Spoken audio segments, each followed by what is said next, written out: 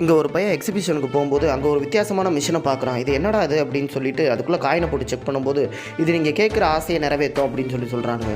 இந்த எக்ஸிபிஷனில் இந்த பையன் சின்ன பையன்றனால எந்த ரைடையுமே ஏற விட மாட்டானுங்க. அதனால் பேசாமல் எனக்கு இந்த ரைடெல்லாம் ஏறதுக்கு ஏதாவது ஹெல்ப் பண்ணுன்னு சொல்லி போடுறான். பார்த்தா உன் ஆசை நிறைவேற்றப்படும் சீக்கிரமே அப்படின்னு சொல்லி வருது. இதுக்கு தானே அவ்வளோ சீனு அப்படின்ட்டு மறுநாள் போய் அவன் தூங்கிடுறான். தூங்கிட்டு எந்திரிச்சு பார்க்குறான். அவன் பாட்டுக்கு பெரிய ஆளாக வளர்ந்துட்டான். என்னது இது நம்ம தானா அப்படின்னு அவனும் திரும்பி பார்க்குறான். கடைசியில் பார்த்தா அவன் தான். அவனுக்கு எந்த ட்ரெஸ்ஸுமே சேர மாட்டேங்குது.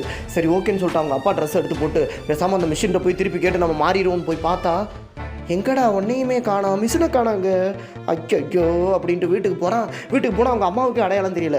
விட்டுக்கிட்டு என்னென்னத்தையும் தூக்கி எறிகிறாங்க. ஐயோ நான் என்ன பண்ணுவேன் அப்படின்ட்டு அவன் ஃப்ரெண்டை பார்க்க போனால் அவன் ஃப்ரெண்டுக்கு அடையாளம் தெரியல.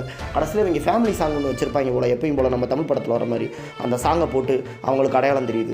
சரின்னு அப்புறமா அவன் ஃப்ரெண்டு அவனும் சேர்ந்துக்கிட்டு ஊரா தெருவா தேடுறானுங்க அந்த மிஷின் எங்கே தான் போச்சுன்னு சொல்லி. கடைசியில் அந்த மிஷினை கண்டுபிடிச்சானுங்களா இல்லையா, இவன் பழையபடி சின்ன பையனை